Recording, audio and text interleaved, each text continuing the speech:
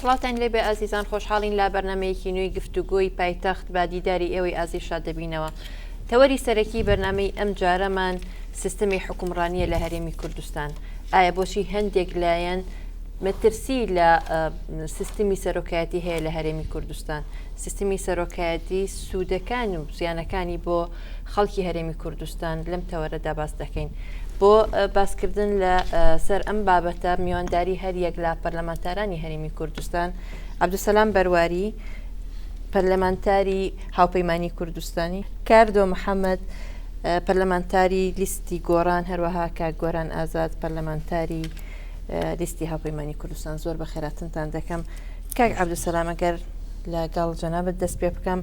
سیستەمی حکومڕانی لە هەرێمی کوردستان بەپێی ڕەشنووسی دەستوری هەرێمی کوردستان سیستمی سەرۆکایەتی پەرلەمانیە. ئەمە چۆنیانی هەم سەرۆکایەتی و هەم پەرلەمانی؟ خۆی بەڕاستی ئەوە مشتمڕێکی دوور و درێژە، ینی پێناسەکردنی هەر سیستەمێک لەسەر ئەوە نایێت تەنها چوون ئایا سەرۆک بە چ شێوە هەل ئەبژێردرێیان نا، بەڵکو لەو دەسەڵاتانە و لەو شێوازەی کۆنتترۆلکردنی یەکتر پێناساکرێ. یعنی ئەگەر بینە ئیسرائیل کە سەرۆکایەتی نیە سیستەمەکەی، سەرۆک وەزیران بە پێی هەلومەرجی تایبەتی ئەوان ڕاستەوخۆ لە خەلکەوە هەل ئەبژێرێ. هەندە سیستەم هەنە لە ئەوروپا، سیستەمەکە وەکو ئەوەی ئیستلاحەکەی کەم بەدلمش نییە، سەرۆکایەتی نییە سەرۆکاتەکەی، بەڵام سەرۆکەکەی لە لای خەلکەوە هەل ئەبژێردرێ. ئەساس لای من بۆ ئەوەی سیستەم ینی دەسەڵات تەرکیز کراوە لای سەرۆکیان لای پەرلەمان، ئەوەیە کێ مافی هەڵوەشانەوە یان لادانی ئەوی تری هەیە. چەند لە کوردستان سەرۆکی هەرێم و سەرۆکی حکوومەتش هەردووکیان بۆیان نییە پەرلەمان هەڵوەشێنن، بەڵکو بە چەند هەلومەرجێکی تایبەت کە خۆی عملیان پەرلەمانەکە ئەوەی کە لە خودی پەیڕەوی ناوخۆ دیارکراوە یان لە دستور وای لێ هاتووە کە ناتوانێت ئیش بکات. مەسەرەن پەرلەمان ئەگەر نەیتوانی سێ جار لە دوو یەکتر متمانە بە سەرۆک وەزیرێک بدات، ئەوە هەڵ ئەوەشێت، بەڵام کێ بریاری هەڵوەشانەکە ئەدات؟ سەرۆکی هەرێم دەبی یەکێک بدات. خۆ مەسەلەن لە هەندە سیستەم هەیە سەرۆک وەزیران ئەتوانیت داوا بکات پەرلەمان هەڵبوەشێ. بۆیە من تەسەورەکەم ئێمە لە باتی ئەوەی خۆمان ینی گیرۆدەی ئەو کێشەیە بکەین ئایا ناوەکەی چییە، یان سەرۆکایەتیە یان پەرلەمانیە، باش ئەوەیە بزانین کام دەستگا باڵاترە یان دەسەڵاتەکەی بە ئەوانی تر زاڵترە.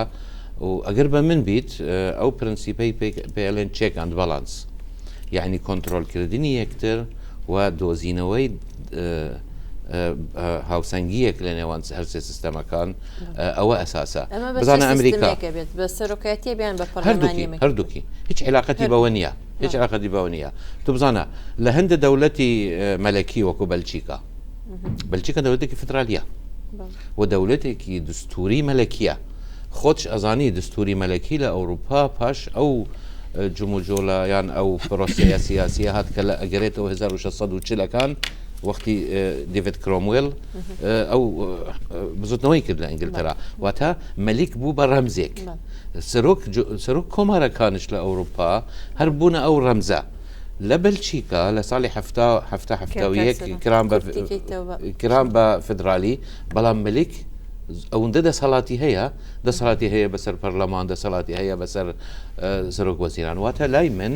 گرنگ نییە تو سەرۆکی هەرێمت هەبی هەلبژێردراویت ڕاستەوخۆ لە خەڵکیان لە پەرلەمانەوە تاکو بڵێ ئەمە سەرۆکایەتی سەرفە یان پەرلەمانی سەرفە. کاک کاردۆ، بۆچی ئێوە زۆر جار ئەو مەترسیتان هەیە خۆترستان هەیە لەوەی کە سیستەمی حکومڕانی لە هەرێمی کوردستان سیستمێکی سەرۆکایەتی بێ؟ بەڵێ ئێمە جارێ لە ڕووی یاسایی و دەستوریەوە ئێمە لە عێراقدا سیستەمێکی پەرلەمانیەوە، هەم لە پرۆژە دەستوری هەرێمی کوردستان پرۆژە یاساکەشی هەم سیستەمێکی پەرلەمانی ئەمەیەکیان دووش. ئەگەرمە سەیری واقعی کوردستان بکەین، ڕاستە قۆناغی بنیادنانی دام و دەستگای تێپەڕاندووە، بەڵام هەست دەکەین ئێستاش لە کوردستانە فەسلی سوڵتات وەکو پێویست نییە کە یاسا تێدا سەروەروێ لە دەسەڵاتی دادوەری سربەخۆبی و دەسەڵاتی جێبەجێکردن هەژمونێکی گەورەی هەیە بەسەر سەرجەمدام و دەستگاکانی تر پەرلەمانیش ئەو پەرلەمانە بەهێز و کارایان نییە بۆ جێبەجێکردنی یاساکانی خۆی یا بۆ چاودێریکردنی حکوومەت دەسەڵاتی سەرۆکایەتیش بەشێکە لە دەسەڵاتی جێبەجێکردن لە کوردستاندا ئەم دەسەڵاتە فەرەوانەی کە هەیەی هەم لە ڕووی ئاسایشەوە هەم لە ڕووی دەسەڵاتی بەسە پەرلەمانەوە هەم لە ڕووی پەرلەمان دەسەڵاتی نەبێ وەکو چاودێر نەبێ بە سەر دەسەڵاتی جێبەجێکردن ئێمە پێمان وایە ئەمە مەترسی هەیە بۆ ئایندەی سیاسی ئێمە وەکو سیستەمێکی دیموکراتی کە پەرلەمان جێگای هەموو پێکاتەکانە بتوانێت دێربی بەسەر دەسەڵاتی جێبەجێکردن ئەویش بۆ دانی بڕیار یعنی ئێمە لە ڕووی لە پەرلەمانە یاسایەکمان هەیە یا بڵێن بڕیارێکمان هەیە کە پەرلەمان مەرجەعە بۆ ناوەندی بڕیارە بۆ پرسە چارە نووسازەکان کە چی ئێستا لە واقعدا ئەمە نییە سەرای ئەوەی ئێمە لە کوردستاندا هێشتا نەمانتوانیوە دەرباز بین لەوەی کە موسساتێک یادام و دەستگایەک بینا بکەین کە دووربی لە هەژمونی حزبی لە مۆنۆپۆڵکردنی حزبی ئێستاش هەموو ئەو بڕیارانەی دەدرێنێن ئەو کارانەی دەکرێن مۆرچی حزبی پێوەیە و مۆرچی دەسەڵاتی جێبەجێکردنی پێوەیە و دەتوانم بڵێم پەرلەمان پەراوێز کراوە لە کە شوێنی بڕیاردانبی ئەمەش مەترسیێکی گەورەیە تۆ ئەو هەموو دەسەڵاتت هەبێ هەم لە ڕووی هێزی پێشمەرگە هەم لە ڕووی ئاساییشەوە هەم لە ڕووی هەڵوەشاندنەوەی پەرلەمانەوە هەم لە ڕووی دانی لێبردنی تایبەت ینی بتوانی هەموو ئەوانە بەبێت چاودێری پەرلەمان بۆیە ئێمە پێمان وایە بۆ ئەوەی سەقامگیری سیاسی دروستبی بۆ ئەوەی پەرلەمان بتوانێت چاودێری بکە بۆی شەفافیت هەبێ بڕیار هەموو پێکەوە بەشدار بین پێویستە باس لەوە کرد کە پەرلەمان تا ڕادەیەک لاوازە لەو مەسەلانە لە مەسەلی چاودێریات تا ڕادەیەک ینی قورساییەکی سیاسی نییە لە هەرێمی کوردستان بۆچی ئێوە پێتان باشە کە سیستەمەکە سیستمێکی پەرلەمانی بێ سەرۆکایەتی نەبێت یعنی کە تۆ هەر ئەم پەرلەمانە بێت هەمان سیستم نابێت وەکو ئەمە لەگەڵ ئەوەی سەرای ئەو گۆڕانکاریانی کە لە هاتنی ئۆپۆزیسیۆن ئێستا پەرلەمان توانیوێتی ڕای گشتی تێبگەێنێ کە کێشەکان چین و لە ژێر گوشاری ئۆپۆزیسیۆن دەسەڵات هەندێک کاری خزمەت گوزاریشی کردووە ئەوانە حقەتێکن بەڵام ئێمە پێمان وایە دەبێ پەرلەمان ناوەندی بڕیاربیێن یەکێک لە گرفتەکانی ئێمە کە ئێستا لە کوردستان داهەوە تا ئێستا نەتواندراوە پەرلەمان بکرێتە ناوەندی بڕیاری سیاسی ینی بڕیارەکان زیاتر لە دەرەوە دەدرێن کاتێ بڕیارەکانیش لە دەرەوە دەدرێن با بڵین هەژمونی حزبی بەسەردا زاڵە ئەو کاتە ئەو کەسەی کە لە دەسەڵاتی جێبەجێکردنە بڕیاری حزبەکە جێبەجێ دەکات نەک پەرلەمانی کاگۆرە تۆ مەسەلەی سیستەمی حکومڕانی لە هەرێمی کوردستان چۆن دەبینیت ئایا یعنی ئەکرێت بە شێوەیەکی یاسایی سیستمێکی تێکاڵ پەرلەمانی و سەرۆکایەتی بەڵێ زۆر سپاس وەڵام من لەو قسەی مزرشاویەوە دەست پێ دەکەم کەەوە دیاریکردنی هەر سیستەمێکی سیاسی حکومڕانی بۆ هەر وڵاتێک یعنی پێکاتی وڵاتەکە خۆی قەراری لەسەردا لەبەرەوە شەر نییە نمونەی ئەو سیستەمانەی کە ئێمە لە ڕووی تیۆری دەیخوێنینەوە لە وڵاتەکانی کە تەطبیق دەکرێت تۆ بتوانی هەمان شت لێرە تەطبیقی و ئەگەر تەطبیقی شکەی سەرکەوتوبی بۆیە واقعی هەرێمی کوردستان و واقعی سیاسی و ئاستی اقتصادی و هەموو ئەو فاکتەرانە بڕیار دەدا کە تۆ زۆرە سیستەمێکی سیاسی هەڵدەبژێری ئەمە یەک دوو بەڕێی من بەر لەوەی ئێمە گرفتمان هەڵبژاردننی سیستەمی سیاسی و یاسایی هەرێمی کوردستانی کە ئەمە خاڵێکی گرنگ و جەوهریە من دێمە سەری ئێمە گرفتێکەکەمان هەیە لە هەرێمی کوردستان ئەویش نەبوونی دامەزراوەییەکە وەکارنەکردنی دامەزراوەکان وە خۆیتی وەک ئەوەی کاکاردۆش گوتی جیانەکردنەوەی دەسەڵاتەکان وە خۆی وەکارنەکردنی دەسەڵاتەکان وە خۆی چکە بۆ نمونە ئێمە ڕاستە خۆ سیستەمەکەی ئێمە ئێستاکە با بڵێن بپی یاسای ژمارەیەکی سەرۆکایەتی هەرێمی کوردستان پەرلەمانی سەرۆکایەتی ئەم سیستەمە دەبێتە پەرلەمانی بەڵام تێکەڵێکە لە سەرۆکایەتی لە بەروی سەرۆک ناو خەڵکەوە هەڵدەبژێتێ بەڵام لەوانەیە ئەم گرفتە هەرسێکمان ئەنداین پەرلەمانی و هەرسێکیشمان مەسئولین لەم خەلەلانە بەڵام بە فعلی ئەم دەسەڵاتانەی کە دراوە بە پەرلەمانی کوردستان ئەم دەسەڵاتانی کە بەپی پەیڕەوی ناوخۆ بەپی یاسای هەڵبژاردننی پەرلەمانی کوردستان دراوە بە پەرلەمانی کوردستان ئێمە وەک پەرلەمان توانیمانە مارەسەی ئەم دەسەڵاتانە بکەین کەواتە یەکەم قەزا ئایا قەزا بە فعلی مؤسسەیەکی سربەخۆیە دەسەڵاتێکی دادوەری سربەخۆیە توانوێتی بێلایەن بێ لە فەسلی منازعات و کێشەکانی کە دەچێتە بەردەم دادگا حکوومەت بەڕاستی حکوومەتێکی پرۆفشنال و تەکنۆکرات و با بڵین هاوڵاتی تێیدا مافەکانی هەمووی وەک یەک سیر بکرێت کەواتە ئێمە گرفتمان بەر لە مەسەلەی سیستەمی سیاسی گرفتمان لەسەر خودی دامەزراوە یاسایی و سیاسەکانی هەرێمی کوردستان هەیە کە ئەمەش دیارە کۆمەڵک فاکتەر هەیە کە ئەگەر بمانوێت دوای باسی دەکەین کە دۆخی سیاسی و یاسایی هەرێمی کوردستان ئێمە لە ماوەی 20 ساڵایە لە مەسەلەی حکوم ڕانیدای و لە ماوەی 20 ساڵە دەتوانم بڵێم لە دوای 2023 بە شێوەی ئیستیقرار ئێمە لە گەشەی سیاسی و مەدەنیانە و ئابوووریانە دەچینە پێشەوە لە پێشترا ئێمە ناو گرفتی شەڕی ناوخۆ و جیانەبوونەوە لە عێراق و دۆخی هەرێمێکی با بڵێن نەفیدرالی بووین و نە لە عێراقیشا جیابوو بووینەوە ئەمانە وای کردوەکەوە ئێمە ئەو دامەزراوانە ڕۆلی خۆیان نەبین کە ڕۆلی خۆیان نەبینن ئەنجا ئەم گرفتەی کەش کە هەیە مەسەلەی سیستەمی سیاسیە بۆ ئێمە هەرێمی کوردستان چ سیستەمێکی سیاسی گونجاو و چ سیستەمێکی سیاسی بە گونجاو دەبینی ئێمە قسە لەسەر هەر سیستەمێکی سیاسی بکەین قسە لەسەر هەر دەسەڵاتی بکەین گرنگ بەڕاستی جێبەجێکردنیتی بەڵام ئێمە بە ئومێدی ئەوەین کە بناغی سیستەمێکی سیاسی دادنەی لە ئایندەیە جێبەجێبی من وە خۆم بۆ سیستەمی با بڵێن پەرلەمانی ڕیاسی بە باشتر نابینم و سیستەمی پەرلەمانی بۆ باشتر دەبینم وەک سەرەتای قسەکەم گوتم بۆ واقعی هەرێمی کوردستان ئێمە لە واقعی ئێستای هەرێمی کوردستان هیچ حیزبێک قائد نییە یعنی حیزبی قائد بۆ معنای حیزبێک بتوانانی زۆرینەی ڕەهای پەرلەمان بهێنێ و بە تەنیا حکوومەت دروستکە ئێمە تقریبا ئێستا لە دۆخی هەرێمی کوردستان لە مەسەلەی ئیتیلافای هەڵبژارنی ئایندەش بکرێت لەوانەیە یەکێتی و گۆڕان حکوومەت دروستکە لەوانەیە گۆڕان و پارتی حکوومەت دروستکە لەوانەیە پارتی و ئیسلامیەکان واتە پێویستت بە بەردەوام بە یەک دوو هێزەیە بێکەوە ئیتیلاف بکەن بۆی حکوومەت دروستکەن کەواتە سەرۆکی هەرێمیش کە دێ حیزبێکی دیاریکرا و دێ دیاری دەکاتن بۆی لەناو خەڵکەوە هەڵبژێردرێت کەواتە کە هیچ حیزبێک ناتوانێت زۆرینەی پەرلەمانی بەدەستبێنی کەواتە هیچ سەرۆکێکیش ناتوانێت زۆرینەی خەڵک بەدەستبێنی بەبێ ئیتیلاف واتە بەبێ هاوپەیمانیەک کە تۆ ئیتیلاف خۆت قسە لەسەر ئەوەیە لەبەروی ئێمە پێویستمان بە سەرۆکشێکە ڕاستەوخۆ لەناو خەڵکەوە هەڵبژێرێ بۆی پێگەی بڕیاردانی بەهێزتر بێ چونکە پەرلەمان زارویان مشاوەرەی زۆرتیە کە لەم حالەتەدا حیزبەکە بە ئیتیلاف با بڵێن سەرۆکی هەرێمەکە بە ئیتیلافی چەند حیزبێک هاتە زۆرینەوە کەواتە لە بڕیاری سیاسیە دیسان پێویستی بە تەوافق و هەماهەنگی هەیە ینی ئێمە بیرمان نەچێت لە ماوەی ڕابردوودا لەسەر کێشەکانی عێراق و بەغدا سەرۆکی هەرێم جارێککە هەموو ئەنجومەنی پارتە سیاسیەکانی کۆ دەکردەوە بۆ بڕیاردان و بۆ هەنگاونان بەرەو حکوومەتی عێراقی واتە جارێککە تۆ دەگەڕێەوە ئەنجومەنی پارتە سیاسیەکان جا بۆ ئەم تەوافقە بۆ لە ناو پەرلەمانی کوردستان نەبێت کە سەرۆ خۆی بە تەنیا بڕیاری نهایی نادات و جارێککە پێویستی بە مشاورە دەبێت چونکە بە دەنجی زۆربەی حیزبەکانی کە زۆرینەی هێناوە بۆ بە سەرۆشێت کاک عەبدولسەلام یعنی بۆچی وەکو کاک گۆران باسی لە مەسلەیە کرد کە سەرۆکی هەرێم ڕاستەخۆ لە ناو خەڵکەوە هەڵبژێرێت گرنگیەکەی چییە بۆ خەڵک ئەگەر ئەو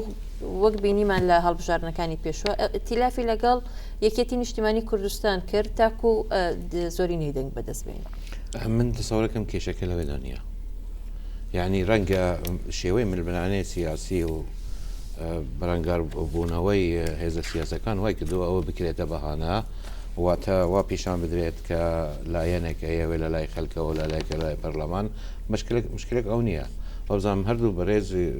دۆستەکانم کاکاردۆ کاک گۆرانش منش باسی شتەکانی ناوەڕۆکەکانمان کرد زیاتر لەوەی شتە شەکلیەکە بەڵام من چاورەکەم مەترسیەکان با باز بکەین ئەوەی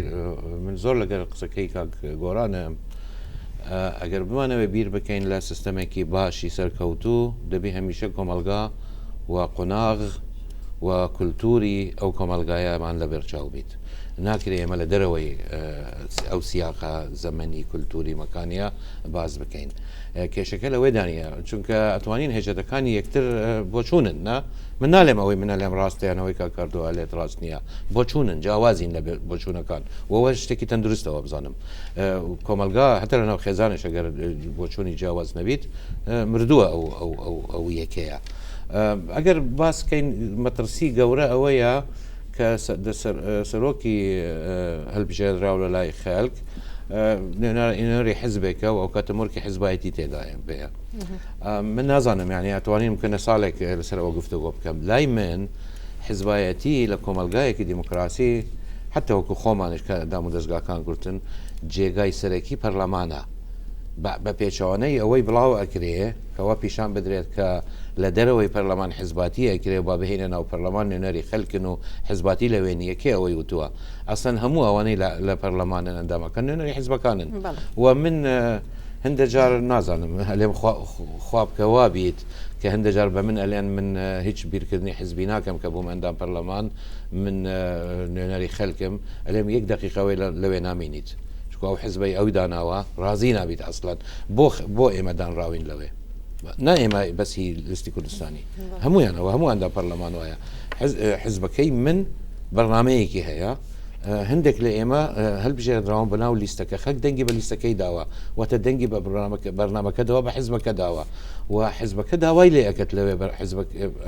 بەرنامەکەی خۆی جێبەجێ بەڵام بەرژەوەندی حزبەکە و بەرژەوەندی خەڵک یانی جیاوازە اینجا کێوتی تجاوازە من ئەو تێگەشتە سەقەتەیە ئەو هەرشەی حزب کە ئەکرێ بەداخەوە لەلایەن هەندە لایەنی ئۆپۆزیسیۆن ئەو دەوالێکت کە حزب و حزبی بوون تاوانێک بیت ئەم حزبانە خۆ لە دەرەوەی کۆمەلگا نین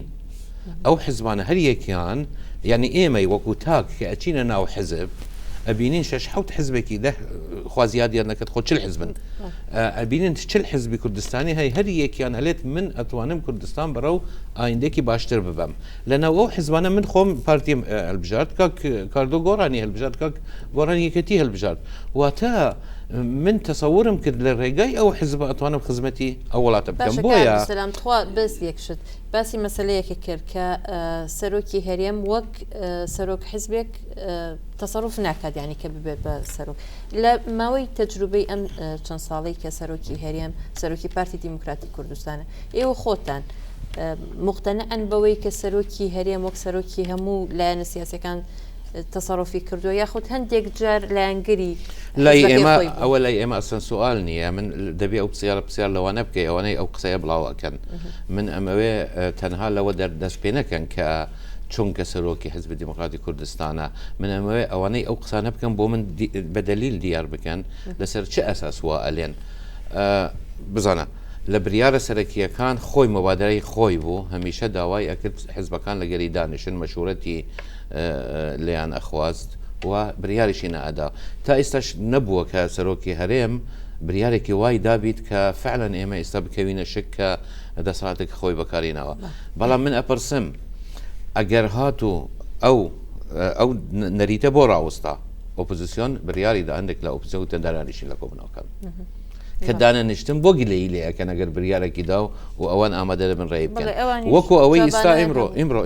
ئیمڕۆ یعنی لە 6 مانگی یەک ئەنجومەنی نوێرانی بەغدا کۆبوونەوەیەکی تاکو گفتوگۆ بکەن لەسەر ئەو وەزعی هەیە لە بەغدا لە عێراق و ئەو پێشنیارانەی هەڵوەشارشێت کەچی ئەوەی کە خاوەنی مەسەلەکەیە بریاردا بایکۆتی کرد کە بایکۆتی کرد واتە دەرفەتی لە دەستی خۆیدا ڕێی خۆی بدات واتە دەرفەتی لە دەستی خۆیدا گوێ لێ بگیرێ ئەو کاتە ئەلێت وەڵە بێی من ئەو بریارە درا دوسێ مەسلەی گرنگی وروژان با بچمە لای ئەوان دوایەکە ڕێمەڵەت کاکردۆ یەک لەو پرسانی کە باسی کرد عەبدولسەلام مەسلەیەوەی کە دلیلتان چییە زۆر جار ئێوە ئەو ڕخنەیە لە سەرۆکی هەرێمەگرن کە سەرۆکی پارتەکەی خۆیەتی زیاتر وەک لەوەی سەرۆکی هەموو هەرێمی کوردستان بێ ینی ئێوە هیچ شتێکتان هەیە لەسەر ئەم مەسلەیە و بنەمایەکی هەیە ئەم قسانە یاخۆ هەروە بۆ ئەوەی کە لەبەرەوەی ئۆپۆزیسیۆن و ئەتانوێ قسەی جارێ ئێمە دەبێت جیاکەینەوە ڕاستە ئێمە ئیلتیزامان بە بزوتنەوەیەکی سیاسی هەیە بەڵام کاتێ دێنە ناو موسەسات ئیتر ئەو پابندیت بە بەرنمەکەی خۆت کە بەڵێنت بە خەڵکەکەی خۆداوە دەبێتە لایەنشتری نیشتیمانی تۆ گفتوگۆ لەسەر ئەساسی بەرژەوەندی گشتی و بەرژەوەندی نیشتیمانی دەکەیت ئێمە پێم وایە لە کوردستاندا تا ئێستاژ نەتوانراوە حکوومەتێک دروست بکرێت کە حکوومەت بێ لەسەر ئەساسی هاوڵاتی بوون یعنی دەرفەتی یەکسان و مافی یەکسان بۆ هەموو هاوڵاتیەک ئەم خەڵکە حکوومەت بەئی خۆی بزانێ ئەمە بۆ سەرۆکایەتی هەرێمیش بە هەمان شێوە ینی ئەوەی کە سەرۆکایەتی هەرێم لەکوێ بڕیارەکان دەرەکە لە کام موسەسە ئەگەر قسە لەسەر کۆبوونەوەی لایەنە سیاسەکان بی تا ئێستا ئەو لایەنە سیاسیانە من پێم وایە کاتێ بڕیارەکە دراوە قرارەکە دراوە اینجا بۆ جۆرێک لە شکلیات ینی لە پرسێکی پرسوڕایەک کە کاریگەری ناوی لەسەر بڕیارێک بتۆ مەسەر لە ئاستی عێراق ئێستا لە هەموو پرسانێک کە پەیوەندی بن هەرێم و بەغدا بووە لەکوێ بڕیارە کۆتاییەکان دراوە ڕۆژانە چەندین وەفتی سیاسی بڵێن حزبی دەچی دەگۆڕدرێن ئەوە بدانە ئەو پۆسۆن لە بەرامبەر ئەوە پێوا بووە ئەگەر بتەوێ پرسەکە بە پرسی نیشتیمانی بزانی پێویستە مؤسسەی بۆ دروستکەی دەستەیەکی نیشتیمانی بۆ دروستکەی کە لە خەڵکە کە نیشتیمانی بن کە پرۆفیشنال بن کە خەڵکێک بن کە بەردەوامی بدەن بەکاری مؤسساتی خۆیان خەڵکێک بن شارەزا بن ئەمە لە ئاستی نیشتیمانی لە ئاستی دیبلۆماسی کام نوێنەری نیشتیمانی دەکاگە نوێنەری حزب کە لە ڕووی دیبلۆماسی لە دەرەوە لە ئاستی حکوومەت ئێستا ئایا حکوومەتی حزبە یا حکوومەتی هەموو خەڵکی کوردستانە لە ئاستی لایەنە سیاسەکان ئێمە لە کاتێکە کە ویستومانە هەڵوێستمان هەبێت لە بەرامبەر پرسێکە پرسی نیشتیمانی بۆ یا پرسێکە پەیوەندی بە ژیانی هاوڵاتی بۆ یان پەیوەندی بە دادپەروەری هەبوو یان پەیوەندی بە مۆنۆپۆلکردنی حزبە بۆ کاری بازرگانی هەموو ئەوانە ئێمە ڕوبەڕووی سزا بووینەوە کاتە ئێوە ڕخنەی ئێوە لەسەر هەموو شێوازی حکومڕانیە لە هەرێمی کوردستان نەک تەنها سیستەمی حکومڕانی ئایا سەرۆکاتی بیان پەرلەمان ئێمە جارێ بەگشتی ڕخنەمان هەیە لە سیستەمی حکومڕانی بەگشتی ئەمە پێمان وایە حکومڕانیەکە کە تەندروست نیە لە هەموو بارەکانی کۆمەڵایەتی ئابووری سیاسی ژەنی بووە سەرۆکایەتی هەرێمیش بەشێکە لە دەسەڵاتی جێبەجێکردن کە هەمان ئەو گرفتانەی هەیە کە پەیوەندی بە دەسەڵاتی جێبەجێکردنەوە هەیە کە بەلای ئێمە سیستەمی پەرلەمانی دەبێتە بەشێک لە چارەسەرکردنی ئەو کێشانەوە بەشێک لە مؤسسەیە کە دەتوانێت چاودێری بە سەڵاتە جێبەجێکردن و هەموو هەنگاوەکانیشمان ئاستی نیشتیمانی و پرسیارەش نیامەوە کە ئێوە دایم کە ڕخنا ئەگرن هەمیشە ڕخناگرن لە سەرۆکی هەرێم کە سەرۆکی هەموو هەرێمی کوردستان نیە ینی لەسەر چ بنەمایەک ئێوە ئەو ڕخنەیان ڕفتاری حزبی کردووە باسی ئەوەت کرد بەڵێ کاک عەبدولسەلامیشتی با دلیلێکمان پێ بڵێن یانی ئەو دلیلە چییە کە سەرۆکی هەرێم سەرۆکی حزبەکەی خۆیەتی بە تەنها و بەرژەوەندی حزبەکەی خۆی لێکاتەوە ئێمە ئەگەر جارێ ئەمە تەپێمان وایە تا ئێستا لە سەرۆکایەتی دەسەڵاتەکە بەدامەزراو نەکراوە ینی ئەم مؤسسەیە کە دەیەوێت بڕیار بدا ئەمە یەکێک دوو ئێمە پێمان وایە لایەنە سیاسیەکانی کوردستان لەکوێ نوێنەرایەتەکەیان کە بڕیار وەردەگرن لە پەرلەمان ئایا فەرامۆشکردنی پاراوێزکردنی پەرلەمان و جێڕانەوەی دەسەڵاتەکە بۆ سەرۆکایەتی ئەمە بە حیزبیکردنی دەسەڵات نییە؟ ینی بە حیزبکردنی بڕیارەکان نییە ئێمە پێمان وایە تا ئێستا بڕیارەکان دەدرێت بڕیارەکان لایەنی حزبی تێدایە پێم وایە ئێستا ئەو بڕیارانی لە کوردستان دەدرێت کە دراوەیە کە لە نمایندەی سەرۆکایەتی هەرێم کراوە زۆربەی بیر و بۆچوونەکە یا ڕێیەکان پارتی دیموکراتی کوردستان کا گۆران بۆچی تا ئێستا ینی زۆر جار کە باز لەوە دەکرێت ڕۆڵی پەرلەمان ڕۆڵێکی لاوازە لە یەکلایکردنەوەی کێشەکان لە ناو هەرێمی کوردستان جیتی تر کێشەکان سیاسی بێت یاخۆ ئابووری بێ یاخۆ هەر چیەک بێ کە پەیوەندی بە هەرێمی کوردستانەوە بێ دوو لاوازیەک ئەبینرێت لە ئەدای پەرلەمان بەرامبەر بە حکوومەت و بەرامبەر بە وەزارەتەکان ئەگەر ئێمە باسی با بڵێن لە مؤسسەی سەرۆکایەتی و بینە سەر مەسەلەی دامەزراوی پەرلەمان کە بەشێکە لە ناو سیستەمی سیاسیەکە و حکومڕانیەکەی هەرێمی کوردستان کۆمەڵێک فاکتەر هەیە لەلای من کە پێم وانی ئەو فاکتەرانە ئیوەی بی ئێمە شانازی پێ بکەین و بەڵام ئەمانە واقعبوونی هەیە و دەبێت ئەم قۆناغە تێپەڕێن یەکەمینیان تەمەنی با بڵێن یاسایی پەرلەمانی کوردستان بە سیستەمە یاساوی دیموکراسیەکەی بە تەمەنێکی تەندروستدا نەڕۆیە بۆچی ئێمەوە 20 ساڵە حکومڕانی ئازادمان هەیە لە ساڵی 92 ئێمە هەڵبژاردننی خۆمان دەکەین بەڵام ئێمە سێ خولی پەرلەمانیمان هەیە خۆتۆ ئەگەر 4 ساڵ جارێک هەڵبژاردنت بکردبووە دەبووە ئێستا 5 خولی هەڵبژاردن هەبووە ئەمە دەلالت لەوەیە هەر ئێمە کەواتە ئەم 4 ساڵی کە پێویستە بۆ سیستەمە دیموکراسیەکەی هەڵبژاردن بکرابە ئێمە بە کۆمەڵێک هۆکار کە تەمەنی خولی یەکەممان 11 ساڵ بووە کە ئیتر ناگەڕێمەوە سەر ئەم حالەتانی شەڕی ناوخۆ بوونی هەبووە خولی دووەممان هەیە کە پەرلەمان چیە پەرلەمان هەموو حیزبێکی سیاسی بە بەرنامەیەکی سیاسی دیاریکرا و منافەسە دەکا بۆی بچێتە ناویەوە ئێمە لە ساڵی 2005 کە هاتین ئینتیخاباتمان کرد هەموو حیزبە سیاسیەکان بەیەک بەرنامەی سیاسی چوونە ناو ئینتیخاباتەوە بۆچی جگە لە کۆمەڵی ئیسلامی بۆچی لەبەر ئەوەی برینێکمان هەبوو ناوی برینی شەڕی ناوخۆ بوو هەمومان بەجارێک کە چوینەوە ناو حکوومەت بۆی برینی شەڕی ناوخۆ ئەو بکەین کە لەوەیە من پێش وایە لەوێشە ئێمە بە سیستەمەکە ئەوە بوو ینی تێپەڕانی واقعێکی حالی هەرێمی کوردستان بوو ئەوجا ئێمە لە 2009 هاتینە حیزبەکان لیستی با بڵێن 4 حیزبمان هەبووە لیستی گۆڕان بەجیا بۆ یەکێتی و پارتی بەجیا بوو ئەوجا ئەو کاتە ئەو لیستە زۆرە 185 کورسەکانی هیناوە لە ساڵی 95 ئەوجا دواتر وردە یەکێتی و پارتی بوو بە 150 ینی فرە لز دروست بوو معارەزە لە ناو پەرلەمانی کوردستان دروست بوو کەواتە ئەمە هۆکاری یەکەمە لە شێوازەکە دووەمینیان بمانوێ نەمانەوێت تا ئێستا من زۆر تەئیدیم قسەی کاک عەبدولسەلام دەکەم بەڕاستی تاقە دامەزراوە کە حیزبایەتی تیا بکرێ بریتێ لە پەرلەمان نە قەزا نە حکوومەت چکە حکوومەت جگەلەوەی پۆستە سیادەکان دەدەی بە کەسانی حیزبایەتی تیا ناکرێ بە حیزبایەتیش لە ناو پەرلەمان بریتێ لەو قسەی کە کاکاردۆ گوتی ئەو بەرنامە سیاسی تۆ کە وعدت بە خەڵکداوە دەبێت ناو پەرلەمان شەڕی لەسەر بکەی نەک شەڕ لەسەر بەرژەوەندی حیزبی بکەی ئەمەیە چوونە ناو پەرلەمانی کوردستان بەڵام هەیمەنەی حیزبی ینی تێپەڕانی دۆخی حیزباتی تا ئێستا لە کوردستان زاڵە ینی ئێمە نەمانتوانیوە بە تەواوەتی خۆمان دابماڵین لە کۆمەڵێک سیاست واتای سیاستکردن لە ناو حیزب ئەیبەنیە چکە تۆ ئەگەر دیموکراسی شتێکی جوان و دەستکەوتێکی جوان بێ کارکتەری ئەساسی گەمەکەری ئەساسی لە ناو دیموکراسی بریتە لە حیزب بەڵام حیزبەکانی ئێمە لە چ قۆناغێکین و بە ئۆپۆسیۆن و معارەزەوە لە چ بیرکردنەوەیەکین لە چ ئەوەیە ئێمە نەمانتوانیوە با بڵێن کۆمەڵێک بەرەو حیزبێکی مۆدێرنی ئەنی دامەزراوە و ئەساستەکە بڕۆن ئەمەش بریتێ لە حالەتی قۆناغی هەرێمی کوردستان ئەمانە گرفتن لە بەردەمی ئەوی کە پەرلەمان نەیتوانیوە لە کۆمەڵێک با بڵێن ئەو حالەتانەی تۆ وەک گوتت بە ئەرکانی خۆیان ڕست زۆر سوپاس ئەچمە ناوبڕێک و دەگەڕینەوە ئازیزان ناوبڕێک و دەگەڕینەوە وڵاتە